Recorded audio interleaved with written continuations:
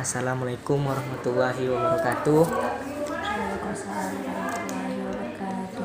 Baiklah, kami di sini kelompok 2. Saya dengan beranggotakan saya Muhammad Sahrul, Erdi Erlangga, Silvania Gartika, dan Wardatun Nur.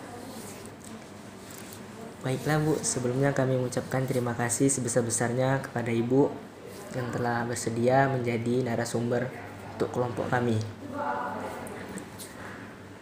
Baiklah, dan terima kasih untuk Bu Teti selaku dosen FKIP dan juga Bu Teti sebagai dosen pengampu untuk kelas PBSI N03, yaitu dosen telaah kurikulum. Baiklah, video ini dibuat untuk memenuhi tugas Pancasila. Baiklah Bu, langsung saja kami ingin bertanya kepada Ibu. Pertanyaan yang pertama, Bu, apa pendapat Ibu terkait implementasi Pancasila dalam kehidupan berbangsa dan bernegara? Dan menurut Ibu, sudahkah terimplementasikan dengan baik?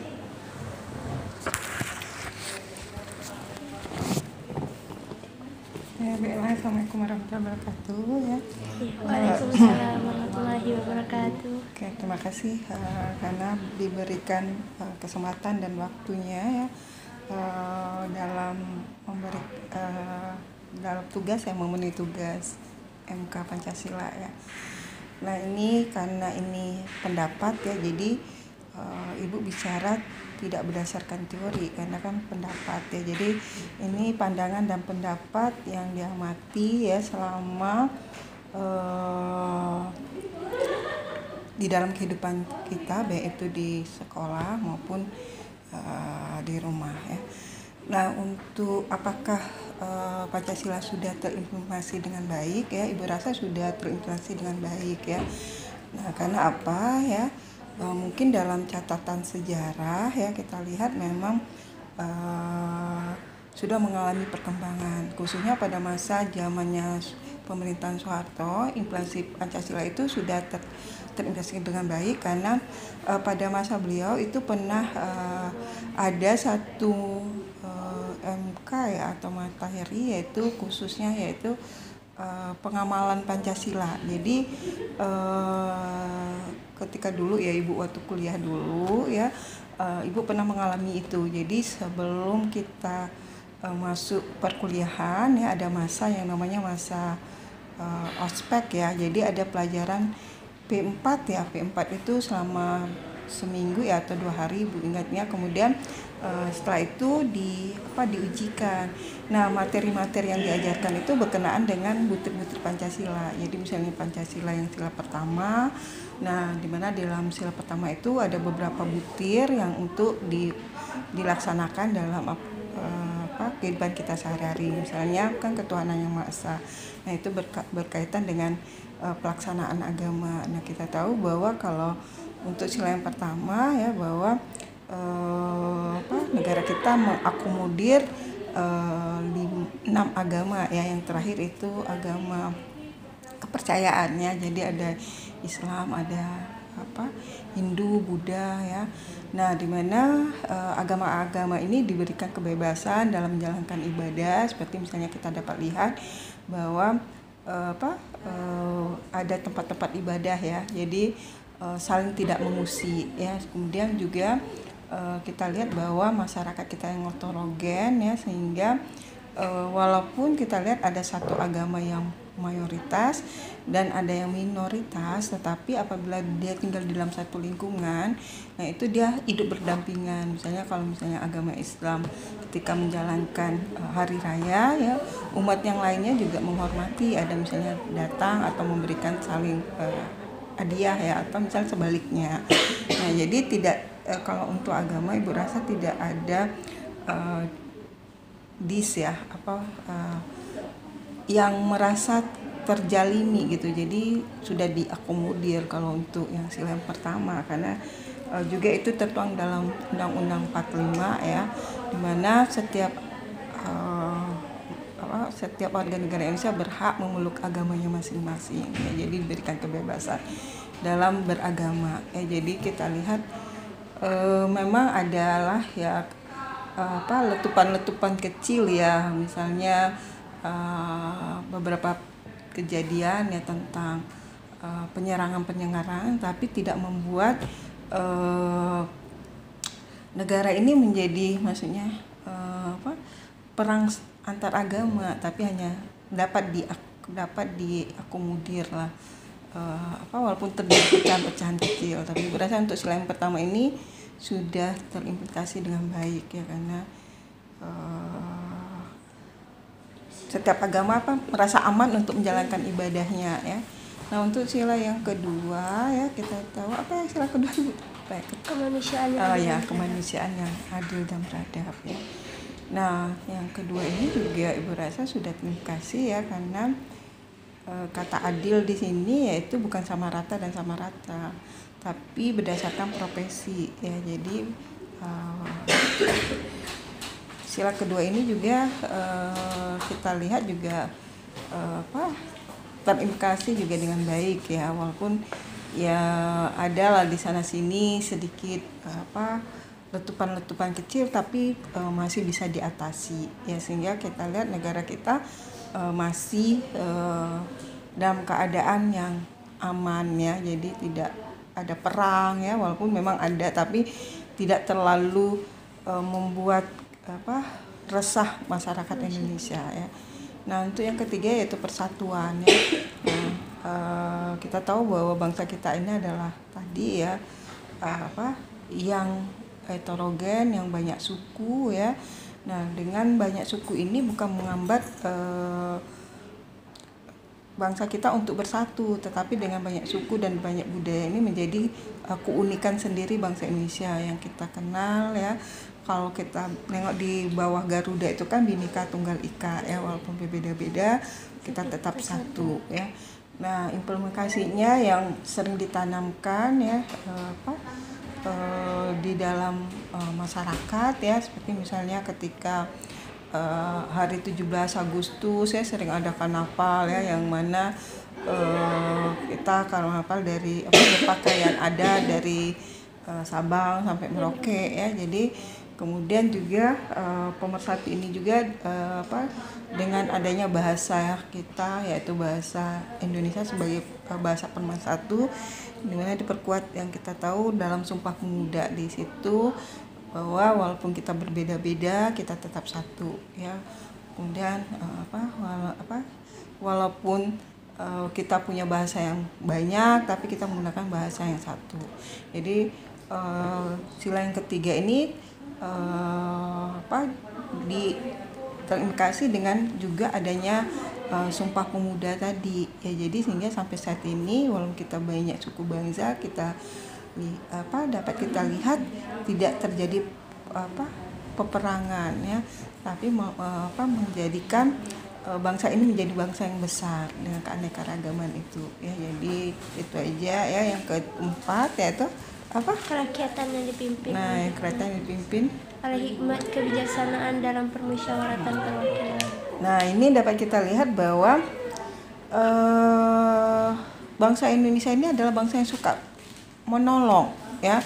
Nah, rasa toleransinya itu kuat. Misalnya kalau ada yang sakit cepat urunan ya. Kemudian kalau misalnya ada yang pindah rumah, ada yang pesta, walaupun tidak diminta lakukan urunan. Jadi kalau misalnya ada yang sakit cepat, ada yang sakit nanggap bahwa apa yang bisa kita bantu gitu. Jadi rasa toleransi dan segala permasalahan itu selalu diselesaikan dengan musyawarah. Tadi kan perkelahian antar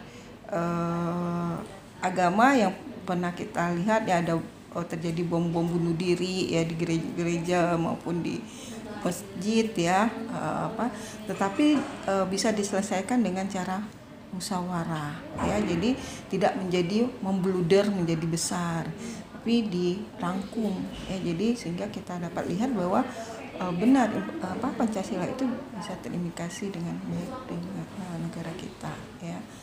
Nah, yang kelima adalah keadilan sosial ya, bagi keadilan rakyat sosial bagi Indonesia. rakyat Indonesia ya. Jadi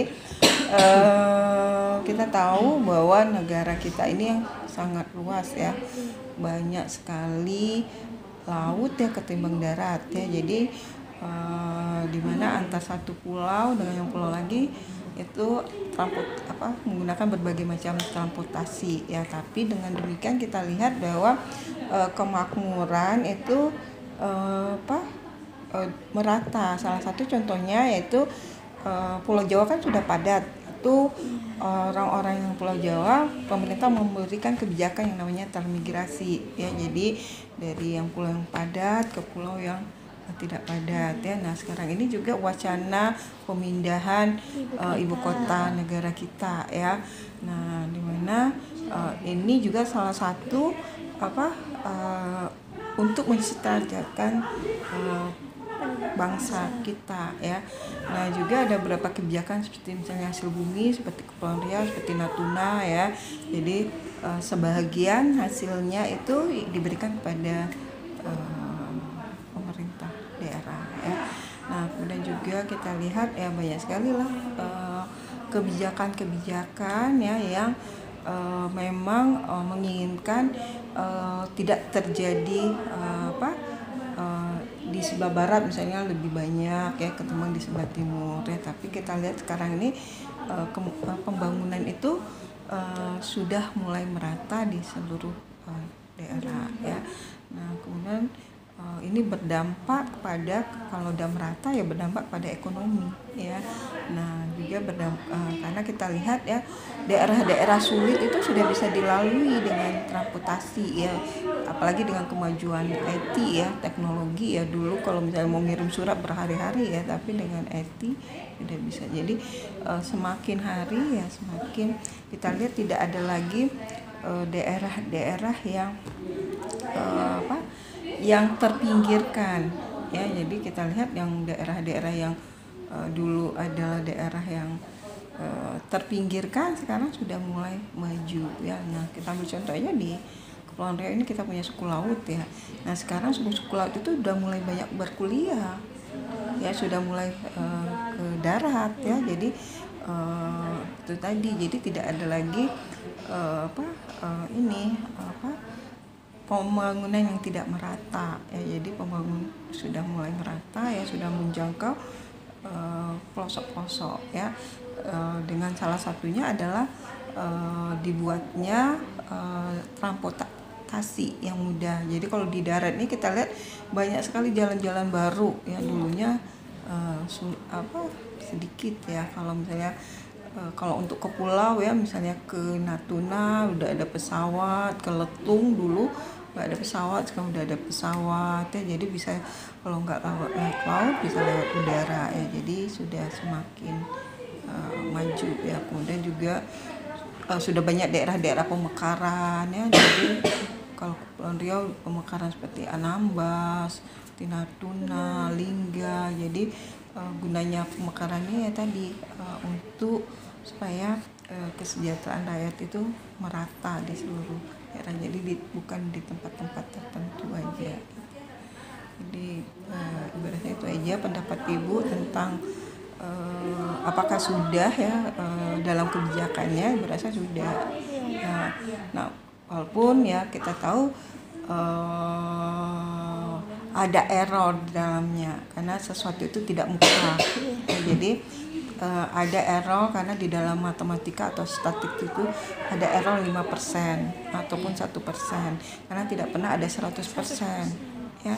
Nah, namun demikian ini dapat kita rasakan, dapat kita lihat bahwa itu sudah terserap ya, sudah terserap ya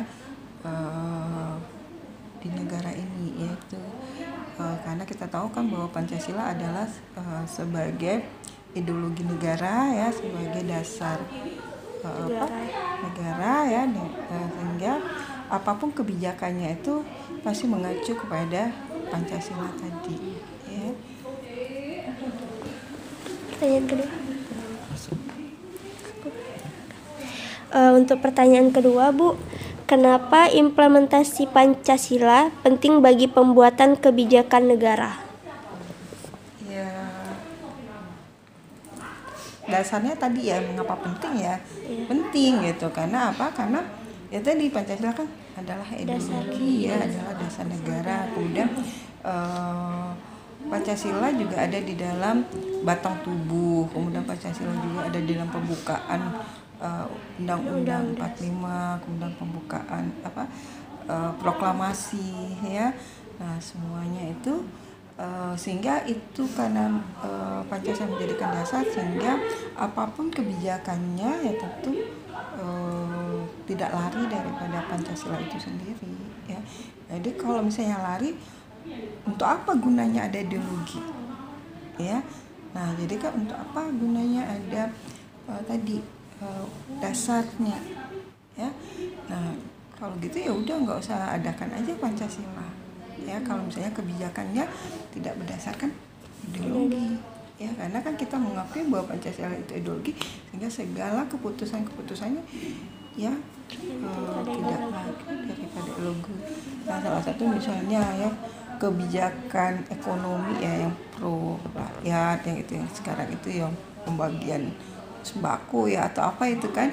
Nah itu kan kebijakannya itu tentunya berdasarkan pada Pancasila, yang pada sila yang keempat ya, yang merata ya, itu kerakyatan, kemudian juga persatuan ya. Nah walaupun ya tadi ya kebijakan itu mungkin penerapannya tidak 100% tersentuh, tapi setidaknya sudah mendekati ya, hampir 80-90, karena untuk 100% itu di dalam matematika itu sendiri ada error di dalamnya, makanya ada alfa, error 5% atau 1% atau 10%, karena tidak bisa 100% mutlak gitu. Jadi memang ya kita lihat memang ada, karena itu tadi, karena kan kalau kita lari kepada agama, karena kan yang 100% itu Allah ya kan, yang 100% itu nabi, malaikat ya, yang manusia ini kan enggak 100% gitu kan. Nah jadi itu tadi, karena kita tahu bahwa ya manusia itu letaknya salah, karena penerapannya itu adalah manusia yang menjalankan ya kan. Jadi undang-undangnya bagus, cuman ketika udah turun di lapisan penerapan ke bawahnya ya pasti, apalagi yang berhubungan dengan uang ya.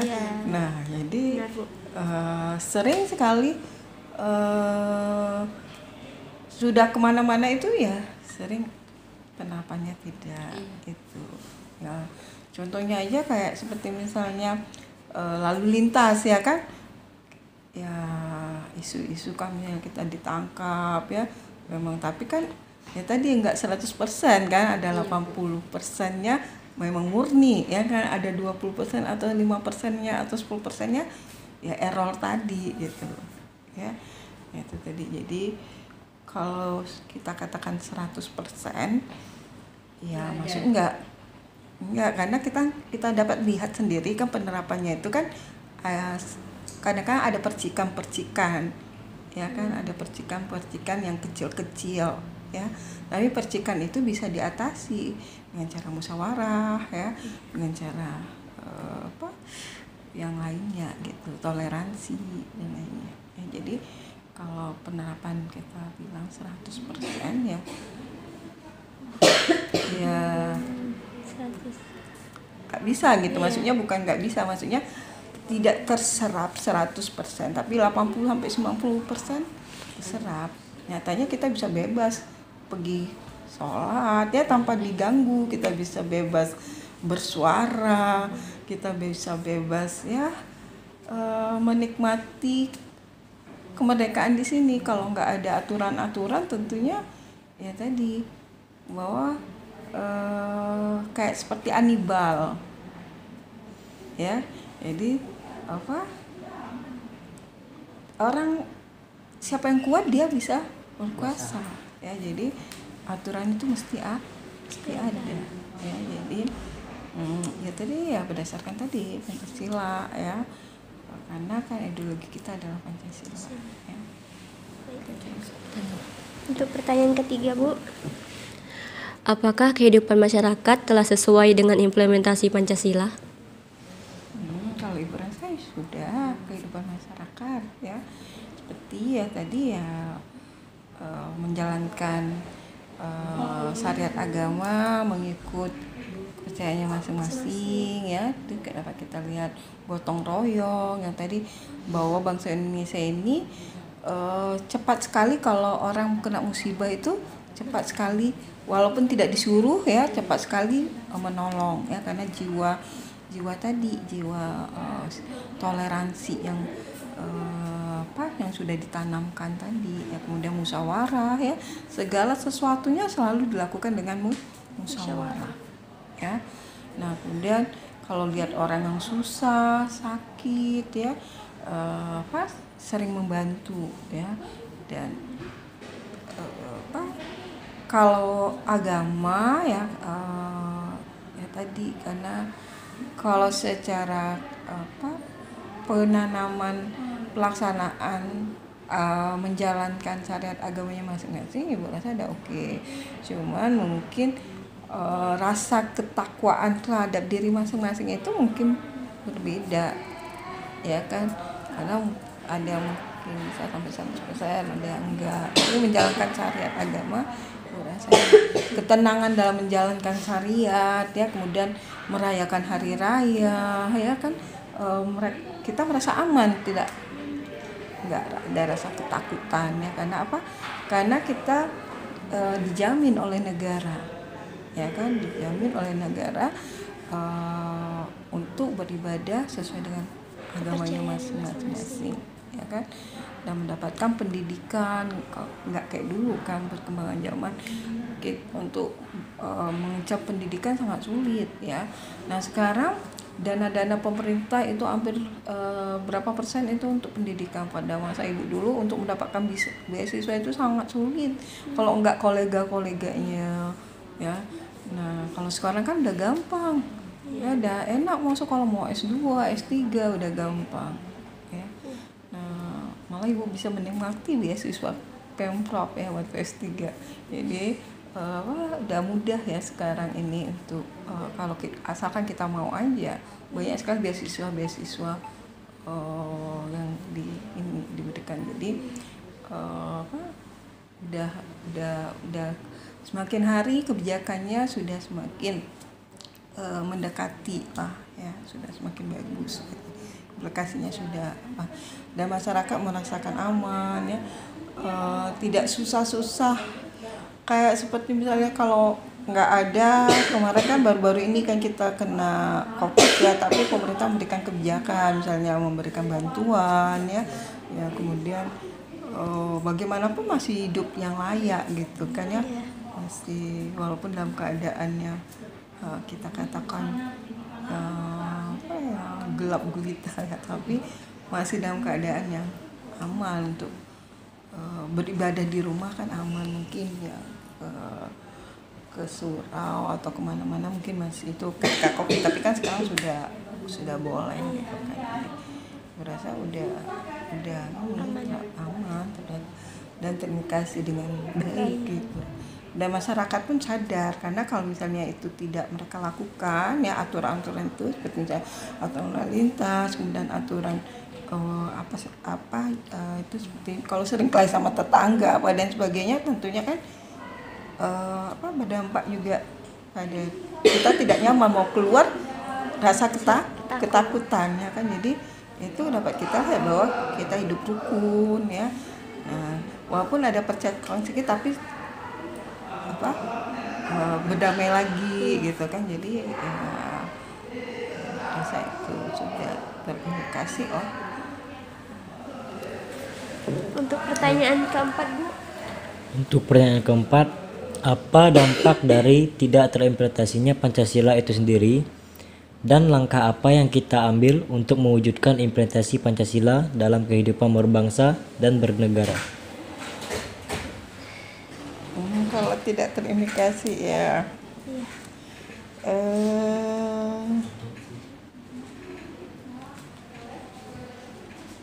kalau tidak terimplementasi tadi kita merasa untuk tidak aman.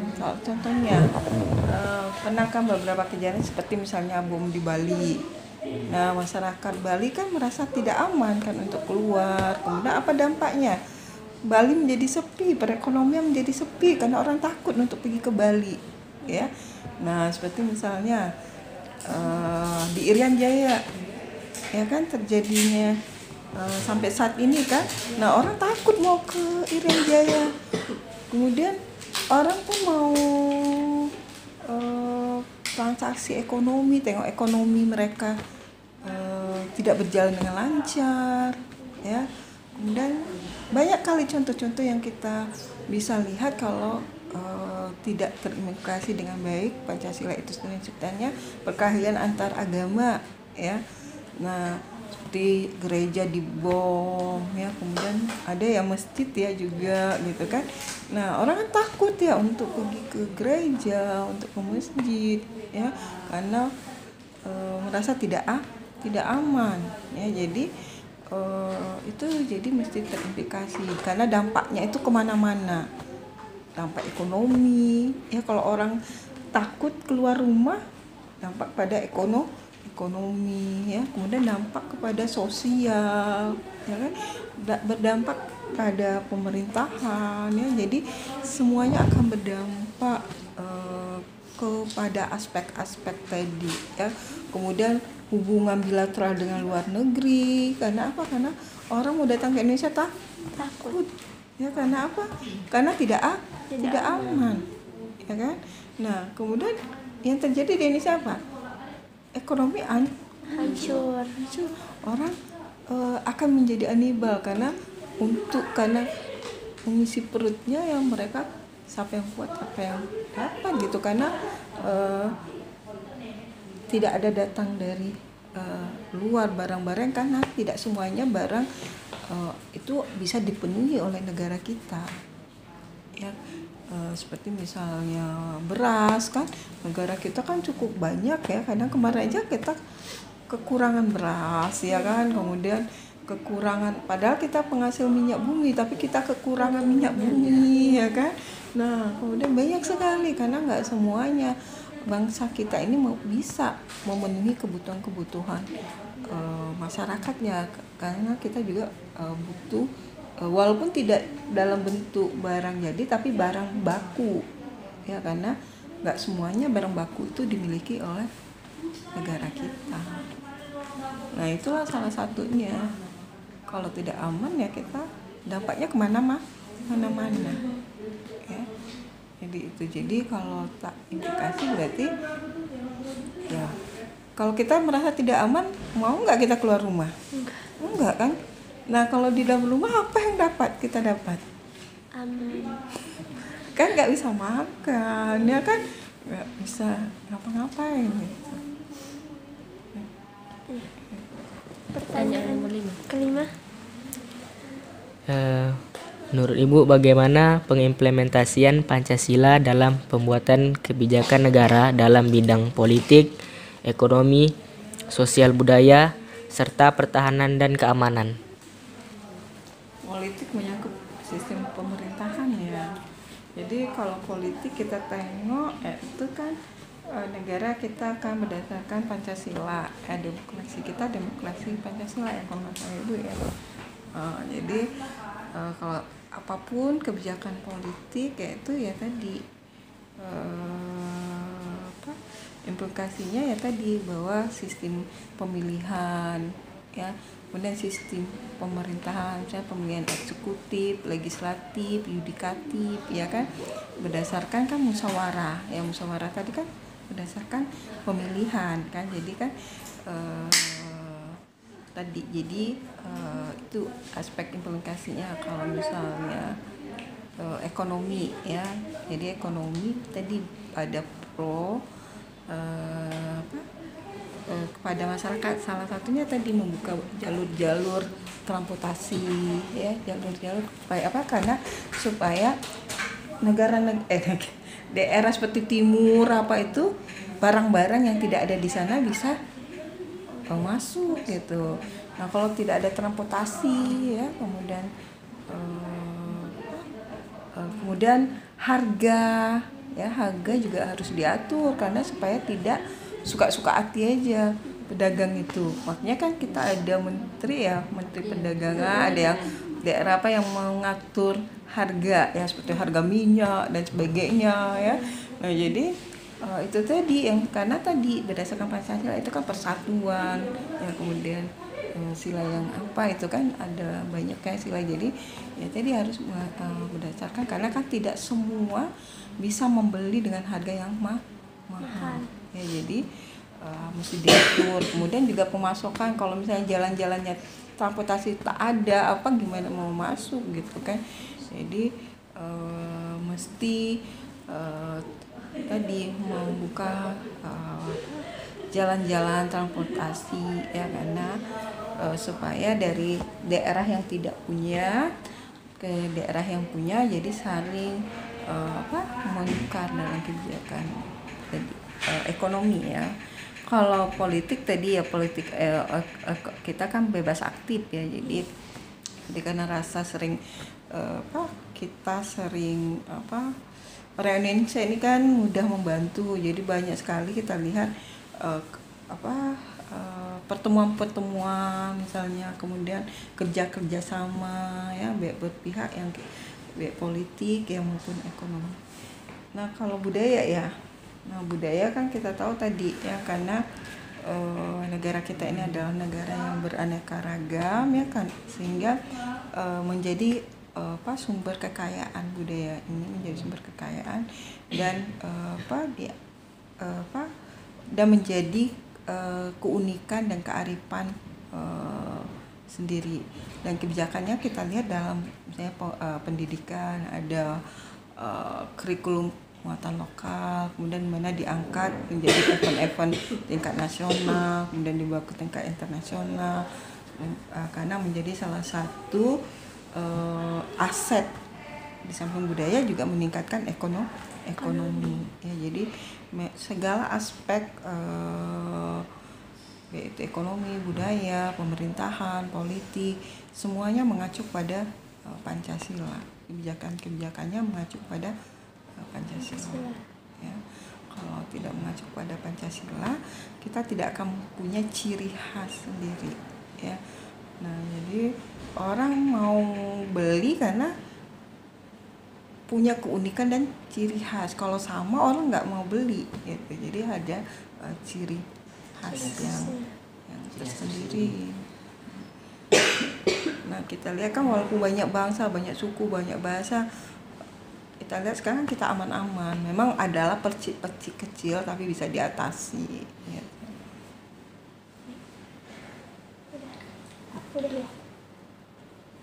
Udah. Baik Bu, terima kasih Bu telah menjawab dari pertanyaan yang kami tanyakan tadi. Baiklah, demikian di wawancara kelompok 2 dengan Bu Teti. Kami ucapkan terima kasih sebesar-besarnya kepada Bu Teti telah menjawab dari pertanyaan-pertanyaan kami. Jawabannya udah cukup jelas. Baiklah, demikian dari kelompok 2. Mohon maaf apabila ada kata-kata yang salah, karena yang benar datangnya dari Allah Subhanahu wa taala dan yang salah datangnya dari diri saya sendiri. Akhirul kalam, wabillahi taufiq wal hidayah. Wassalamualaikum warahmatullahi wabarakatuh.